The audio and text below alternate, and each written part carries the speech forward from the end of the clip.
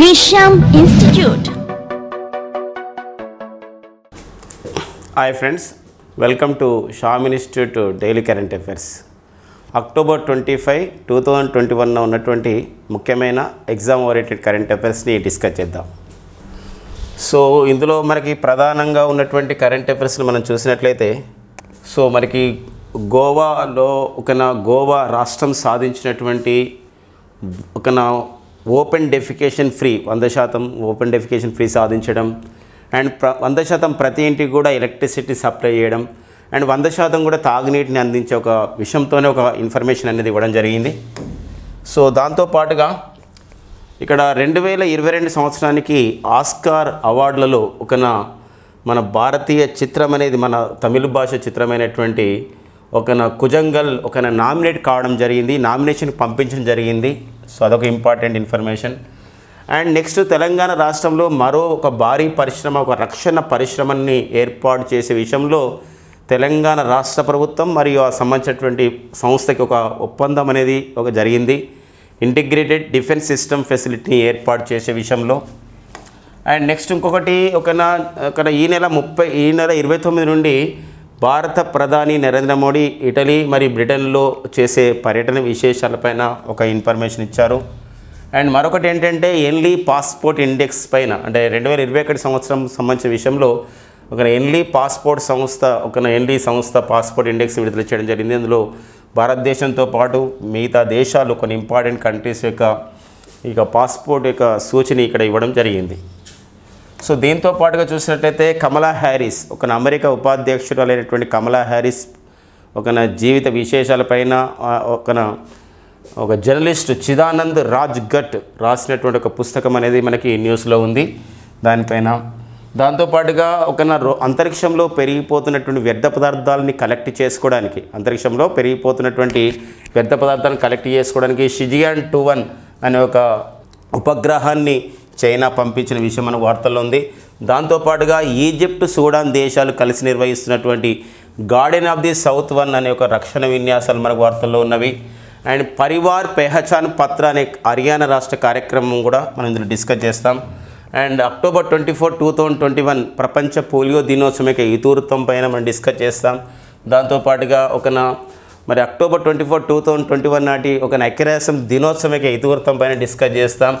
And మరొక పుస్తకం దివ్యా దత్తా రాసినటువంటి పుస్తకం the stars in my sky those who brighten my film industry పుస్తకం పైన డిస్కస్ చేస్తాం.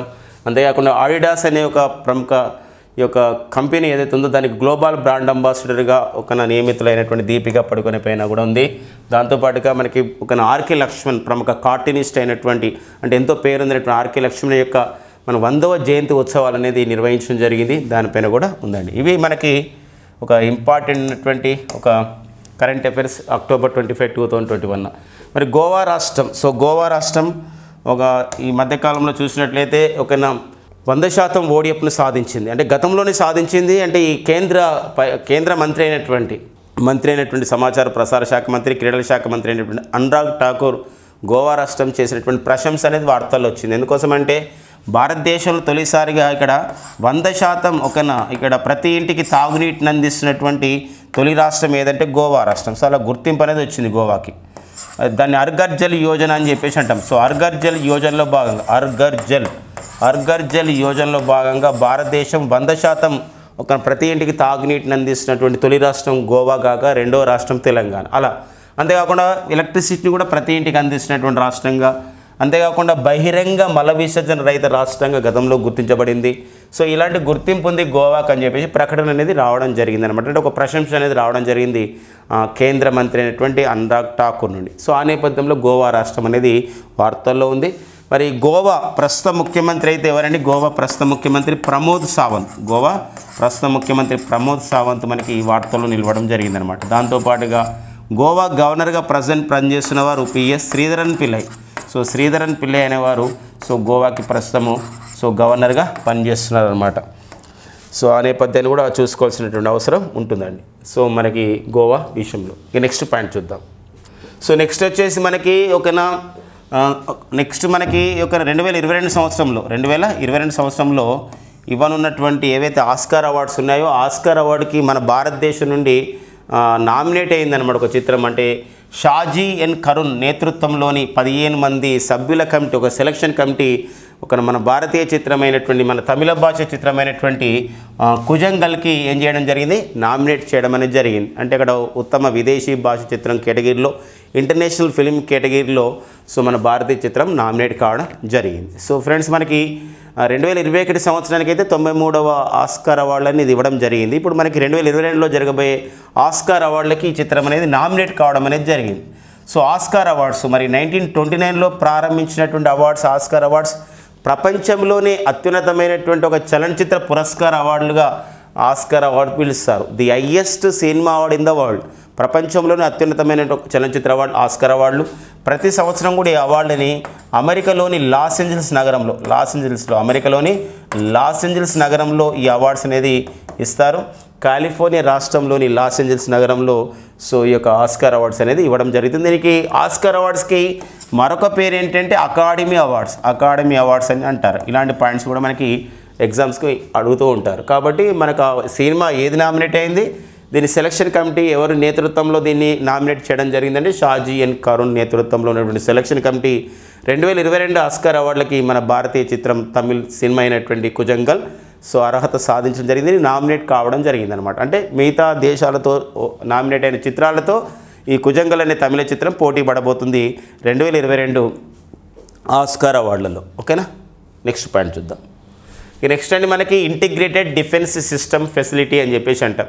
ఈ మధ్యకాలంలో తెలంగాణ రాష్ట్రంలో చూసినట్లయితే ఒకనా విద్యుత్ వాహనాల సంస్థ అయినటువంటి ట్రైటన్ సంస్థ ఒప్పందం చేసుకోవడం జరిగింది. అంతేకాకుండా కేరళకు చెందినటువంటి కైటెక్స్ అనే ఒక వస్త్ర పరిశ్రమ వాళ్ళు ఒప్పందం చేసుకోవడం జరిగింది. దీంతో పాటుగా చూసినట్లయితే ఇంకా ఇప్పుడు మరొక సంస్థ మలబార్ సంస్థ కూడా, ప్రముఖ ఆభరణాల సంస్థ మలబార్ సంస్థ కూడా తెలంగాణలో పరిశ్రమలను ఏర్పాటు చేసే విషయంలో తెలంగాణ రాష్ట్ర ప్రభుత్వంతో ట్రైటన్, కైటెక్స్, మలబార్ సంస్థలు ఇప్పటికే ఒప్పందం చేసుకోవడం జరిగింది. సో మరొకటి ఇప్పుడు ఒక ఇంటిగ్రేటెడ్ డిఫెన్స్ సిస్టమ్ ఫెసిలిటీని ఒక సంగారెడ్డి జిల్లా జహీరాబాద్లో ఏర్పాటు చేస్తున్నట్లు కూడా ఒక ఒప్పందం జరిగింది. అది ఇంటిగ్రేటెడ్ డిఫెన్స్ సిస్టమ్ ఫెసిలిటీస్ అనేది ఒక విఎం టెక్నాలజీస్ ప్రైవేట్ లిమిటెడ్ అనే సంస్థ దీన్ని ఏర్పాటు చేయబోతుంది. మరి ఈ సంస్థ ఏర్పాటు చేస్తున్నటువంటి ఈ యొక్క ఇంటిగ్రేటెడ్ డిఫెన్స్ సిస్టమ్ ఫెసిలిటీలో మానవరహిత యుద్ధ విమానాలు, హెలికాప్టర్లు, క్షిపణులు, నౌకాదళ యంత్రాలు, రాడార్లు కూడా సో ఇందులో మనకు తయారు చేయబోతున్నారన్నమాట. కాబట్టి మనకు ఆడడానికి ఉంటుంది ఈ సమీకృత రక్షణ ఉత్పత్తుల పరిశ్రమ అయినటువంటి విఎం టెక్నాలజీ ప్రైవేట్ లిమిటెడ్ ఒక ఏ రాష్ట్రంలో ఏర్పాటు చేస్తున్నారు, తెలంగాణలోని జహీరాబాద్లో ఏర్పాటు చేస్తున్నారు. అక్కడే మనకు నిమ్స్ అయితే మనం నిమ్స్ అని చెప్పేసి అంటున్నామో సో ఆ నిమ్స్లో దీన్ని ఏర్పాటు చేస్తున్నారు. నేషనల్ ఒక ఇన్వెస్ట్మెంట్ మ్యానుఫ్యాక్చరింగ్ జోన్గా మనకు పిలుస్తూ ఉంటాం. ఓకేనా, సో ఇది ఒక నిమ్స్ మనకు అక్కడ ఏర్పాటు చేస్తున్నారు. ఇప్పుడు ఈ మధ్యకాలం కూడా ఆంధ్రప్రదేశ్ రాష్ట్రంలో ప్రకాశం జిల్లాలో నిమ్స్ని ఏర్పాటు చేస్తున్నట్లు కూడా అనుమతిస్తున్నట్లు కూడా కేంద్ర అటవీ పర్యావరణ మంత్రిత్వ శాఖ చెప్పడం జరిగింది. సో మనకి ఇక్కడ అడగడానికి ఉన్న ఇన్ఫర్మేషన్ ఏంటంటే సో తెలంగాణలో వస్తున్నటువంటి పరిశ్రమల పరంపరలో ఎక్కడెక్కడ ఏ వస్తున్నాయి దానికి సంబంధించిన వివరాలు మనకి ఇక్కడ ఇంపార్టెంట్. అంతేకాకుండా VM technology private limited Telangana రాష్ట్ర ప్రభుత్వంతో ఈ యొక్క ఒప్పందం చేసే సమయంలో మనకి ఇక్కడ డిఆర్డిఓ చైర్మన్ అయినటువంటి డాక్టర్ జి సతీష్ రెడ్డి గారు కూడా ఇందులో పాల్గొనడం జరిగిందనమాట. తెలంగాణ రాష్ట్ర పరిశ్రమల శాఖ మంత్రి, ఐటీ శాఖ మంత్రి అయినటువంటి శ్రీ కేటీఆర్ గారు కూడా ఇందులో పాల్గొనడం జరిగింది. సో పాయింట్స్ మనకి ఇక్కడ ఇంపార్టెంట్. అంటే ఒక పరిశ్రమ వచ్చినప్పుడు ఆ పరిశ్రమ ఎక్కడ ఏర్పాటు చేయబోతున్నారు, ఆ పరిశ్రమ యొక్క ఉద్దేశం ఏంటి, అవి ఏ ఉత్పత్తులు చేయబోతున్నాయి, తయారు కాబోతున్నాయి అనేది మనకి ఇక్కడ ఇంపార్టెంట్గా ఉంటుందండి. ఓకేనా, నెక్స్ట్ పాయింట్ చూద్దాం. అండ్ ఇటలీ, బ్రిటన్లో 29 నుంచి అంటే ఈ నెల 29 నుంచి అంటే అక్టోబర్ 29 నుంచి మోడీ పర్యటన చేయబోతున్నాడు. సో G20 సదస్సుకు హాజరు కాబోతున్నారు. అంటే అక్టోబర్ 30, 31, 2021లో సో G20 సదస్సు జరగబోతుంది ఇటలీ రాజధాని రోమ్ కేంద్రంగా.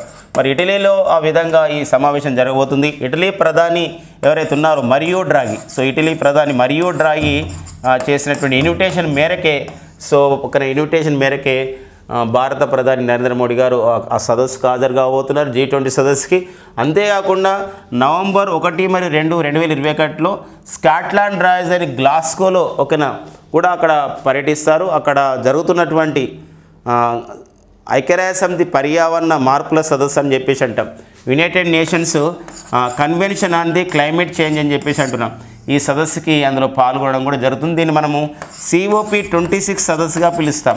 COP26 అనగా కాన్ఫరెన్స్ ఆన్ ది పార్టీస్ అని చెప్పేసి అంటాం. ఈ సదస్సులో కూడా పాల్గొనబోతున్నారు. అంతేకాకుండా వరల్డ్ లీడర్షిప్ సమిట్ అనేది కూడా వరల్డ్ లీడర్స్ సమిట్ అంటాం.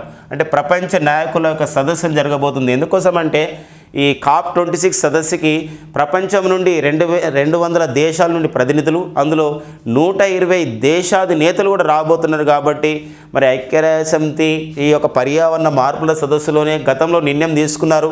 చాలా దేశాలు కూడా ప్రకటించాయి. ఏమనంటే 2050 సంవత్సరం నాటికి శూన్య కర్బన ఉద్గారాల స్థాయికి చేరుతామని ప్రకటించడం జరిగింది. మరి ఈ మధ్య కాలంలో మనం చూసినట్లయితే సౌదీ అరేబియా వాళ్ళైతే 2020 సంవత్సరం నాటికి శూన్య కార్బన ఉద్గారాల స్థాయికి చేరుతామని ప్రకటించారు. మరి ఇలాంటి సమాచార ప్రకటన నేపథ్యంలో మరి వరల్డ్ లీడర్షిప్ సమిట్ అనేది ఒక ప్రాధాన్యతని సంతరించుకోవడం జరిగింది.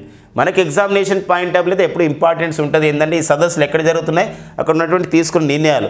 ఈ సదస్సు జరగబోతుంది కాబట్టి జరిగిన తర్వాత తీసుకున్న నిర్ణయాలపైన మనం డిస్కస్ చేసుకునే ప్రయత్నం అనేది చేద్దాం. కానీ సో మరి COP26 సదస్సు 2021లో ఎక్కడ జరిగింది అన్నప్పుడు అది స్కాట్లాండ్ రాజధాని గ్లాస్గోలో జరుగుతుంది అనే విషయం గుర్తుపెట్టుకోవాలి. అండ్ G20 సదస్సు 2021కి మరి ఏ సంబంధించినటువంటి దేశం ఓకేనా దీనికి ఆతిథ్యం ఇచ్చింది అని చెప్పేసి అన్నప్పుడు దట్ ఈస్ ఇటలీ దేశం అండి. ఇటలీ ప్రస్తుత ప్రధాని వచ్చేసి మరియో డ్రాగి. ఇక నెక్స్ట్ ఫ్రెండ్స్ మనకి ఎన్లీ పాస్పోర్ట్ ఇండెక్స్ అంటే ఒక దేశానికి వీసా ఈజీగా లభించే విధానం ప్రకారం అంటే ఆ దేశం యొక్క పాస్పోర్ట్ ద్వారా చాలా తొందరగా సులభంగా వేరే దేశాలకు ఆ విధంగా వెళ్ళే అవకాశం రావడం, వీసా ద్వారా రావడం అనేది దాన్ని బట్టి అత్యంత శక్తివంతమైన పాస్పోర్ట్స్ని మనం చెప్తామన్నమాట. ఫర్ ఎగ్జాంపుల్ చూసినట్లయితే ఇక్కడ సింగపూర్ మరి జపాన్ దేశాలు ప్రపంచంలో 192 దేశాలకి ఈజీగా అక్కడ మనకు పాస్పోర్ట్ అనేది లభ్యమవుతుంది. కాబట్టి మరి సింగపూర్ జపాన్ దేశాలు ఎన్లీ పాస్పోర్ట్ ఇండెక్స్లో మొదటి స్థానంలో ఉన్నాయి. సో మరి నెక్స్ట్ భారతదేశం 58 దేశాలకు వీసా అనేది సులభంగా లభిస్తుంది భారత పాస్పోర్ట్ ద్వారా. అందుకోసం భారత్ సో 90వ స్థానంలో నిలవడం జరిగిందనమాట. అండ్ నెక్స్ట్ అంటే గతంలో మనకి 2020లో అయితే మనకి 84వ స్థానం నిలిచింది. సో మరి ఎన్లీ పాస్పోర్ట్ ఇండెక్స్లో మరి అత్యంత శక్తివంతమైనటువంటి పాస్పోర్ట్లలో మొదటి 2 స్థానాల్లో ఉన్నవి సింగపూర్ జపాన్ కాగా భారత్ 90వ స్థానం ఉండగా సో మనకి చివరి స్థానంలో నిలిచినటువంటి దేశాలు ఏమన్నప్పుడు ఆఫ్ఘనిస్తాన్, ఇరాక్, సిరియా, పాకిస్తాన్, యమన్ దేశాలు. సో ఈ 5 దేశాలు చివరి స్థానంలో నిలవడం జరిగింది. ఆఫ్ఘనిస్తాన్, ఇరాక్, సిరియా, పాకిస్తాన్, యమన్ దేశాలు ఈ యొక్క నివేదికలో చివరి స్థానంలో నిలవడం జరిగిందండి. కాబట్టి ఈ పాయింట్స్ అనేది మనకి ఇక్కడ ఇంపార్టెంట్గా ఉంటాయి. ఇక నెక్స్ట్ అండి కమలా హ్యారిస్. సో మనకి ఇక్కడ అమెరికాకు తొలి మహిళ ఉపాధ్యక్షురాలు, అమెరికాకు ఒక ఉపాధ్యక్షురాలుగా నియమితులైనటువంటి తొలి నల్లజాతి మహిళ, అమెరికాకు ఉపాధ్యక్షురాలుగా నియమితులైనటువంటి తొలి భారత సంతతి మహిళ కమలా హ్యారిస్. మరి కమలా హ్యారిస్ యొక్క జీవిత నేపథ్యంలోనే ఒక జర్నలిస్ట్ అయినటువంటి టైమ్స్ ఆఫ్ ఇండియాలో జర్నలిస్ట్గా పనిచేస్తున్నటువంటి ఒక చిదానంద రాజ్ఘట్ ఒక పుస్తకాన్ని రాయడం జరిగింది. అది ఈ వచ్చే నెలలో రిలీజ్ కాబోతుంది. ఆ పుస్తకం పేరు ఏంటంటే కమలా హ్యారిస్ ఫినామినల్ ఉమెన్ అని చెప్పేసి. కమలా హ్యారిస్ ఫినామినల్ ఉమెన్ గమనించండి. అంటే దానికి ఫినామినల్ ఉమెన్ అంటే అద్భుత మహిళగా మనం వర్ణిస్తాం అనమాట. ఆమె పేరు ఎలా వచ్చింది, దానికి సంబంధించినటువంటి వాళ్ళ కుటుంబీకుల యొక్క నేపథ్యం ఏంటి, ఎందుకోసం అంటే భారతీయ సంతతికి చెందినటువంటి వారు కాబట్టి ఆ నేపథ్యాన్ని ఇక్కడ వివరించడం జరిగింది. చిదానంద రాజ్ఘట్ రాసినటువంటి పుస్తకమే కమలా హ్యారిస్ ఫినామినల్ ఉమెన్ అండి. ఓకేనా. ఇక నెక్స్ట్ ఫ్రెండ్స్ మనకి CGN-2 అంటే ఇక్కడ రోదసిలో అంతరిక్షంలో ఏమవుతుందంటే వివిధ ఉపగ్రహాలు పంపించడం, అంతేకాకుండా ఉపగ్రహాల యొక్క కాలపరిమితి అయిపోయిన తర్వాత వ్యర్థాలుగా మారిపోతున్నాయి. అలాంటి వ్యర్థాలని కలెక్ట్ చేసే ఉద్దేశం, ఆ వ్యర్థాలని అవి తీసుకొచ్చే ఉద్దేశంతోనే సో ఇక్కడ చైనా అంతరిక్ష సంస్థ సో ఇక్కడ లాంగ్ మార్చ్ 3B అని చెప్పేసి ఒక రాకెట్ ద్వారా CGN-2 అనే ఒక ఉపగ్రహాన్ని పంపించడం జరిగింది. ఈ విషయాన్ని చైనా అధికార వార్తా సంస్థ అయినటువంటి సో షిన్హువా ప్రకటించడం జరిగింది అనమాట. కొన్ని వార్తా సంస్థ ప్రకటించడం జరిగిందండి. దీన్ని మనం ఇంగ్లీష్లో అయితే ఇలా రాస్తాం జినువా. సో జినువా అధికారికంగా ప్రకటించడం జరిగింది. సో మరి CGN-1 అనేది ఒక ప్రత్యేకత ఏంటంటే రోదసిలో పెరుగుతున్నటువంటి అంతరిక్షంలో ఉన్నటువంటి వ్యర్థాలని కలెక్ట్ చేయడం, దానిపైన అధ్యయనం చేయడం అనేది ప్రధాన ఉద్దేశం. అనమాట. ఇది మనకి ఎగ్జామ్కి ఉపయోగపడుతుంది. సో షిజియాన్ 2-in-1 ఒక చైనా ఇటీవల ఒక ఉపగ్రహాన్ని పంపించింది. దీని యొక్క ఉద్దేశం ఏదంటే రోదసీలో అంతరిక్షంలో పెరిగిపోతున్న వ్యర్థాలపైన అధ్యయనం వాటిని కలెక్ట్ చేయడం. ఓకే, ఇక నెక్స్ట్ అండి మనకి ఈజిప్ట్ మరియు సూడాన్ దేశాలు కలిసి నిర్వహిస్తున్నటువంటి, ఇక్కడ సూడాన్ అంటే ఇక్కడ ఒక సూడాన్ దేశం అని చెప్పేసి అంటే సూడాన్ దేశం నుండి విడిపోయింది మనకి దక్షిణ సూడాన్. సో సూడాన్ దేశం రాజధాని వచ్చేసి ఖార్టూమ్, దక్షిణ సూడాన్ దేశ రాజధాని వచ్చేసి మనకు జూబా అంటాం. కాబట్టి ఈ సూడాన్ దేశం ఈజిప్ట్ దేశాలు కలిసి సంయుక్తంగా నిర్వహిస్తున్నటువంటి రక్షణ విన్యాసాలే గార్డెన్ ఆఫ్ ది సౌత్ 1 అని చెప్పేసి అంటాం. ఇటీవల జరుగుతున్నటువంటి విన్యాసాలపైన మనకి ఎగ్జామ్లో అడుగుతున్నాడు. ఫర్ ఎగ్జాంపుల్ లాస్ట్ టైం కొన్ని ఎగ్జామ్లలో మనం చూసినట్లయితే, సో ఇటీవల తెలంగాణలో జరిగినటువంటి ఎగ్జామ్ ఏదైతే మనకు ప్రొఫెసర్ జయశంకర్ విశ్వవిద్యాలయం సంబంధించినటువంటి ఎగ్జామ్లో ఏం అడగడం జరిగిందంటే స్టడీ ఫాస్ట్ డిపెండర్ అనేది సంబంధించినటువంటి ఒక విన్యాసాలు అనేది ఎవరు నిర్వహించడం జరిగింది, ఎక్కడ నిర్వహించడం జరిగింది అని అడుగుతున్నారు. ఇవి నాటో వాళ్ళు, నార్త్ అట్లాంటిక్ ట్రీటీ ఆర్గనైజేషన్ వాళ్ళు నిర్వహిస్తున్న పరిస్థితి.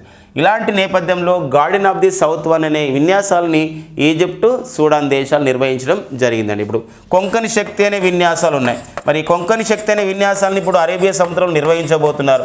ఏ 2 దేశాలు కలిసి నిర్వహించబోతున్నారు అంటే ఇక్కడ యునైటెడ్ కింగ్డమ్ మరియు ఇండియా, భారతదేశాలు సంయుక్తంగా భారత్ యునైటెడ్ కింగ్డమ్లు సంయుక్తంగా అరేబియా సముద్రంలో నిర్వహిస్తున్నటువంటి ఈ యొక్క విన్యాసాలే కొంకణి శక్తి విన్యాసాలు. సో అలాంటి వాటిపైన కూడా మనకు ఇన్ఫర్మేషన్ తెలిసి ఉండాలి.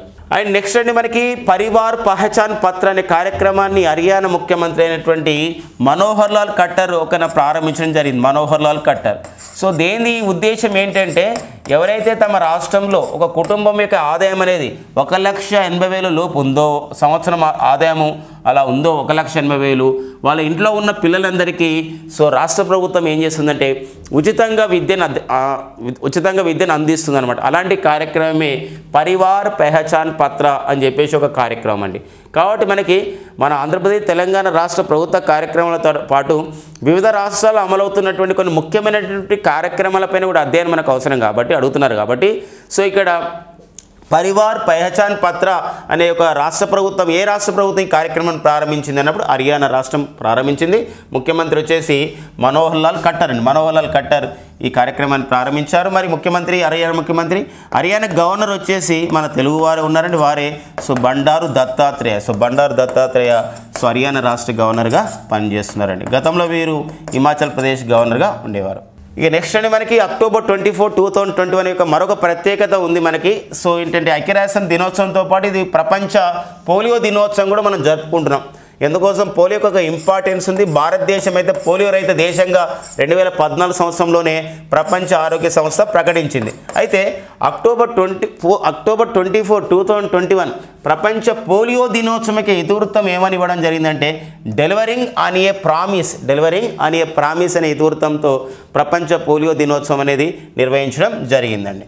ఇక నెక్స్ట్ అండి అక్టోబర్ 24, 2021 సో మనకి యుఎన్ఓ డే ఐక్యరాజ్య దినోత్సవం 1945 అక్టోబర్ 24న సో ఐక్యరాజ్య సమితి అనేది ఏర్పడింది. దీని యొక్క ప్రధాన కార్యాలయం న్యూయార్క్లో ఉంటే ప్రజెంట్ అయితే ఐక్యరాజ్య సమితిలో 193 దేశాలు ఉన్నాయి. అండ్ ఐక్యరాజ్య సమితి యొక్క ప్రధాన కార్యదర్శి వచ్చేసి ఎవరున్నారండి, ఆంటోనియో గుటెరెస్ ఉన్నారు. పోర్చుగల్ దేశానికి చెందినవాడు, ఈ పదవిని చేపట్టిన 9వ వాడు. అయితే మరి అక్టోబర్ 24, 2021 ఈ ఐక్యరాజ్య సమితి దినోత్సవానికి ఇతివృత్తం ఏంటంటే building back together for peace and prosperity. Building back together and peace and prosperity గురించి ఉండాలి అని చెప్పేసి ఒక ఇతివృత్తంతో ఈ యొక్క దినోత్సవాన్ని ఐక్యరాజ్య దినోత్సవం ఇతివృత్తం అనేది ఇవ్వడం జరిగింది. అంటే శాంతి సౌభాగ్యాల స్థాపన ఉండాలి అని చెప్పి దీని యొక్క ఉద్దేశం అండి. ఇక నెక్స్ట్ మనకి మరొక పుస్తకం దివ్యా దత్త. సో వారు సంబంధించిన దివ్యా దత్త వారు రాసిన పుస్తకం ఉంది. ఆమె సినిమా ఇండస్ట్రీ చెందినవారు. The stars in my sky those who brightened my film industry. So మనకి ఈ పుస్తకం అనేది ఇక్కడ ఇంపార్టెంట్గా ఉంటుందండి. ఓకేనా. సో ఈ మధ్య కాలంలో కూడా గుల్జార్, ప్రముఖ లిరిసిస్ట్ అయినటువంటి గుల్జార్ రాసిన పుస్తకం actually I met them A memorial అనే పుస్తకాన్ని ప్రముఖ సాహిత్యవేత్త మరియు గీత రచయిత అయినటువంటి సినీ గీత రచయిత అయినటువంటి గుల్జార్ రాసిన పుస్తకం అనేది ఇటీవల విడుదల కావడం జరిగింది. దాంతోపాటుగా మనకి ఇక్కడ దివ్యాదత్త రాసిన పుస్తకం stars in my sky those who brightened my film industry అనే పుస్తకాన్ని రాయడం జరిగింది. ఇక నెక్స్ట్ అండి మనకి ఆదిదాస్ అనే ఒక ప్రముఖ ఈ యొక్క కంపెనీ ఏదైతే ఉందో మన షూస్ ఇలాంటి అందిస్తున్నటువంటి కంపెనీ ఆదిదాస్, ఈ ప్రైవేట్ సంస్థకి గ్లోబల్ బ్రాండ్ అంబాసిడర్గా నియమితులైన వారు దీపికా పదుకొని నియమితులు కావడం అనేది జరిగిందండి. సో అట్ల నేపథ్యాన్ని కూడా చూసుకోవాల్సినటువంటి అవసరం ఉంది. ఇటీవల కాలంలో మీరాబాయి చాను, సో మరి సైకో మీరాబాయ్ చాను ఒకన వెయిట్ లిఫ్టింగ్ క్రీడాకారిణి ఆడిడాస్ ప్రారంభించినటువంటి స్టే ఇన్ ప్లే అనే కార్యక్రమానికి వారు ప్రచారకర్తగా నియమితులు కావడం జరిగింది. గతంలో భారతదేశంలో ఆదిదాస్ ఒకన అంబాసిడర్గా ఆదిదాస్ కంపెనీకి అంబాసిడర్గా ఇమదాసు అని చెప్పిన ఒక క్రీడాకారిని ఎవరైతే మనకి అస్సాం రాష్ట్రానికి చెందినటువంటి అథ్లెటిక్ క్రీడాకారిని కూడా నియమితులు కావడం జరిగిందండి. Adidas global brand ambassador Deepika Padukone. And RK Laxman ప్రముఖ కార్టూనిస్ట్ వీరి యొక్క 100వ ఒక జయంతి అనేది జరిగింది కాబట్టి మనకి ఇంపార్టెన్స్ ఉంటుంది. ఇటీవల వార్తల్లో ఉన్నటువంటి లేదా మన భారత ప్రధాని నరేంద్ర మోడీ నివాళులు అర్పించినటువంటి మరి ఆర్కే లక్ష్మణ్ ఈ 100వ జయంతి జరిగింది. అతను ఏ రంగంలో ప్రావీణ్యుడు అని చెప్పేసినప్పుడు వారు ఎవరండి కార్టూనిస్టు అనే విభాగంలో పేరొందిన వారు. అంతేకాకుండా ఇతను ఒకరు గీసినటువంటి ఒక చిత్రం అని చాలా పేరుగాంచడం జరిగింది. కామన్ మ్యాన్ ఇతను గీసినటువంటి చిత్రం ఏదంటే ఒక కామన్ మ్యాన్ అనే కార్టూన్ అనేది బాగా ఫేమస్ ఉంది. అంతేకాకుండా కామన్ మ్యాన్ విగ్రహం అనేది పూణేలో కూడా ఏర్పాటు చేయడం జరిగిందనమాట ఇతనికి నివాళులు అర్పిస్తూ. ఓకేనా ఫ్రెండ్స్, ఇవన్నీ మనకి October 25, 2021 ముఖ్యమైన ఎగ్జామ్ ఓరియంటెడ్ కరెంట్ అఫైర్స్ అండి. So please subscribe our Sam institute YouTube channel for more updates. Sam institute అందిస్తున్నటువంటి ఆఫ్లైన్ బ్యాచ్లు ఆన్లైన్ బ్యాచ్ల వివరాలు దాంతోపాటుగా షామ్ ఇన్స్టిట్యూట్ అందిస్తున్నటువంటి డైలీ కరెంట్ అఫైర్స్ గురించి please subscribe our Sam institute YouTube channel. Thank you friends and all the best.